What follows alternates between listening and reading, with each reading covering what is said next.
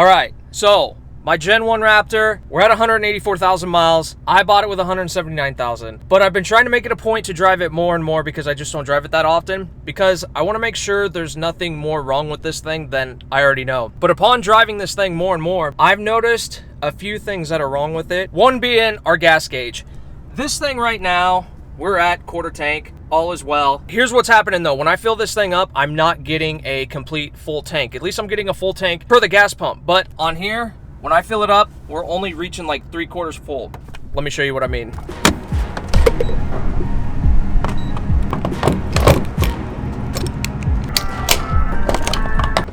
Now that we have a full tank, we put 23 gallons in and it will not let me put any more in it.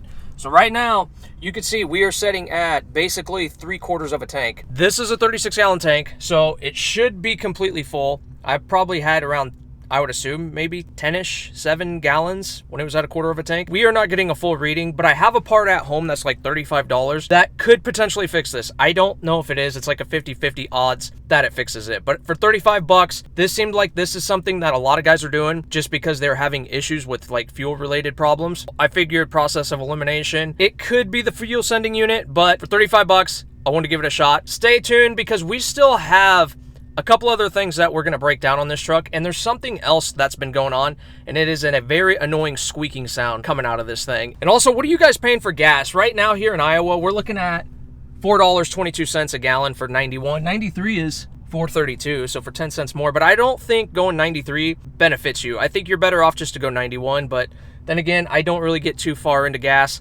I need gas to drive. I need gas to live. That's what I do, 91. But the other thing that's going on is there's this like squeak noise happening, and right now you don't hear it. Right now you hear the rear end, you hear the pinion bearing. Let's see if you guys can just kind of even just, we'll roll the windows down. And it almost sounds like it's coming like,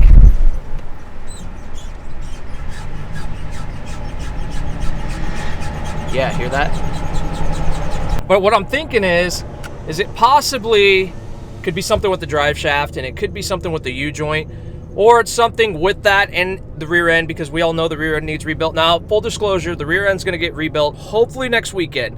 I've been trying to line up with my mechanic guy, Caleb, and I think he's available to do it next weekend because he's going to need a solid 6 to 8 hours. We're going to head to the house. We're going to swap out the $135 part and at least see if that fixes our fuel gauge problem.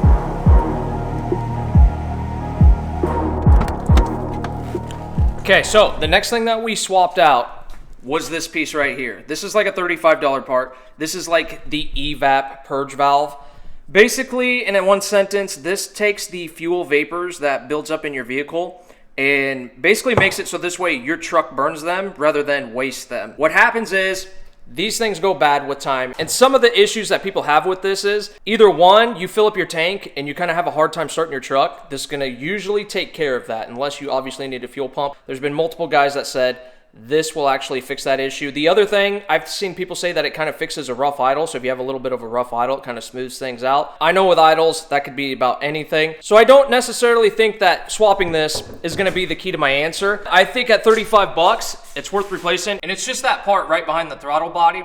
It's just a couple 8mm bolts, and then there's just a little clip that plugs into it. But literally it only takes like 15 minutes to swap that part out. If you have higher mileage and you don't even have any issues, it might be worth it just to spend the 35 bucks just to have it, or just buy one, have it in stock just in case, because people do the same exact thing with the fuel pump module. The fuel pump module is basically underneath your spare tire. It's 2 bolts, plugs in, and I've had this go bad on my 2013 F-150. And basically what it'll do is you'll just crank, nothing. Fuel pump module was like 60 bucks. I actually have one over here somewhere. This right here though is the full-on rebuild kit for the rear end for the Gen 1 Raptor.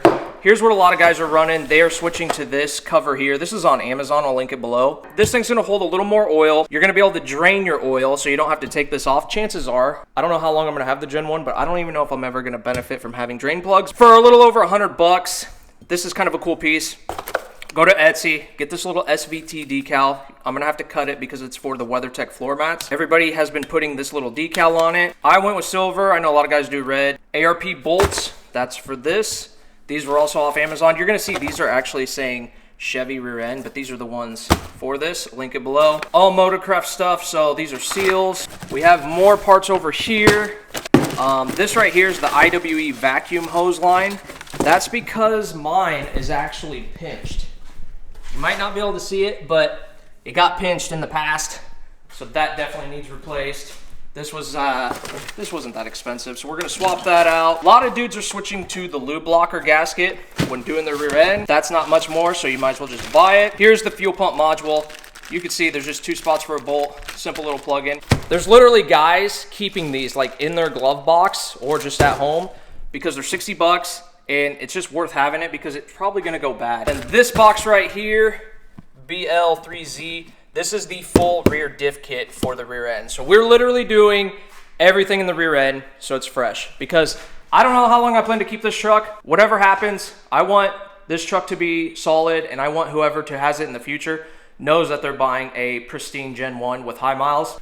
The next issue that I've been having, and you guys see me talk about this in a previous video, this thing keeps blowing this fuse. And what this fuse is, it is a fuse tap. This is for the Morimoto XB Evos. When this fuse blows, I know right away because when you go to start this truck, your amber lights should be lit up without any of your light switches on. So the fact that when this is not on, I know it's blown. And I thought it might have just been because this just doesn't seem that tight. So I kind of wondered if it was kind of coming loose. But every time I go to change this, it's actually never like out. You know what I mean?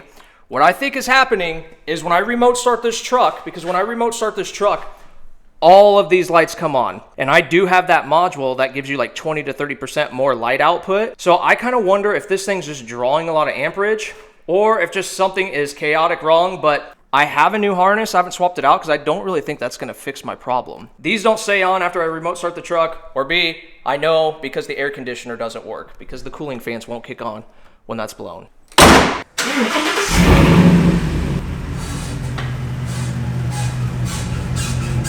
Now you guys might have noticed when I started the truck and pulled out of my garage, my DRLs on the Morimotos weren't lit up. AKA that fuse just blew again. So I went up to a 15 amp. It was a 10 amp in there. I literally got to do some deep diving on that because I'm not sure what's going on. I'm pretty sure that is the recommendation from Morimoto on the 2 fuses I'm supposed to run. But anyway, we've now been driving for a little bit. I wanted to see maybe if I needed to drive, if that would change anything. But it's still at 3/4 of a tank. We're technically full. I'm thinking it's probably the fuel sending unit, AKA probably need a new fuel pump. Maybe when I get the rear end done, I just have him knock out a fuel pump and then I also check and see, because you guys noticed when I pulled out, you could hear that squeaking noise. And it sounds like it's rear end, but then it also sounds mid-truck. So I really do believe it's definitely something in the mix there, and I'll not know until we just start fixing things, I think. Unless he gets it up on the lift and he can verify that it is definitely some U-joints or something like that.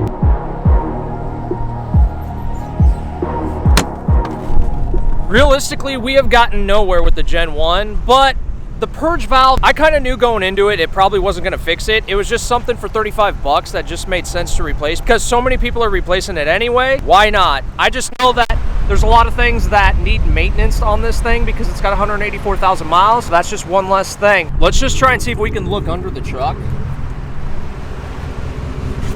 and see how bad she looks. Also, keep in mind, this truck is from, I think, Wisconsin. So she could benefit from a full-on undercoat. If we come over to our drive shaft, it's looking like that is rubber, and a fellow subscriber slash local guy I talked to said that he had to replace his. So I'm pretty sure that's what that squeaking noise is. Until we replace the rear end, I'm guessing that's what it is. The one thing is, I can tell that that squeaking noise is when I kind of start rolling and I get on the gas. So to me, it tells me that's probably something drive shaft related. We're just gonna keep fixing this up. Actually, the next thing too, let's talk about a couple upgrades that we did to this, because we're only talking about the issues. Let's talk about what we have done to this thing. And this is my new favorite modification. If you caught my last video, this new Tesfeel carbon fiber steering wheel. Now, I had the red stitch one and I had the one that was a single D. This one's a double D. So, flat up top, flat on bottom, double D. The other one was a single D. So it was round, flat bottom, red stitch. I'm not a red stitch fan person, even though the accent colors with Raptors are red. I just wasn't a fan. But the other thing that they changed with this new steering wheel is they went double stripe. They also added carbon fiber around the airbag. So this is actually molded on there. This adds so much to it because the other steering wheel didn't have the carbon fiber trim. And I will tell you, the other one, these grips on the side were a little thinner, which I didn't care for. I like these thicker ones.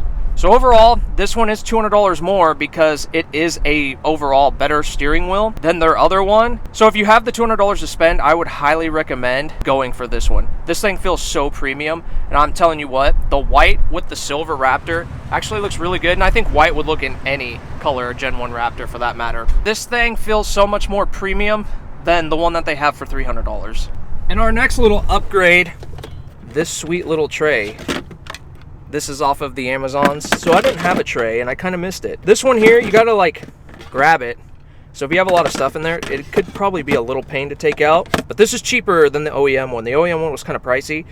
This was like not even 20 bucks.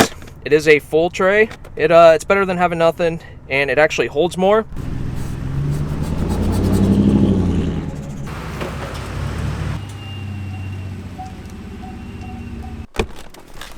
I will keep you guys posted on the rear end rebuild for the Gen 1. We're not going to do a full video for it because honestly, it's going to take at minimum 6 hours to do that. And I want my guy Caleb to just be focused on that. I don't want to have to try and record everything and do a tutorial. So we'll do a little before and after because right now it hums like no other. So we'll do it before and after so you guys can just tell the difference, figure out what other squeaking noises we have, and just get the Gen 1 dialed in. So I'm hoping we do execute next weekend, because I really want to get rid of that humming noise, and it just can't be good to be driving around with a bad pinion bearing. Anyways, I just wanted to do a little Gen 1 update video for you guys on the current status of it, because I know you guys love the Gen 1 content, and my light fell down. That's spectacular. But that's all I got today, guys. And if you guys know what I should be looking for on the Gen 1, drop it down below, because there's a lot of you guys that watch, and you guys have way more knowledge than me. I'm just winging it for most of my life. So yeah, definitely drop down your recommendations down below. And we'll see you on the next one. Peace.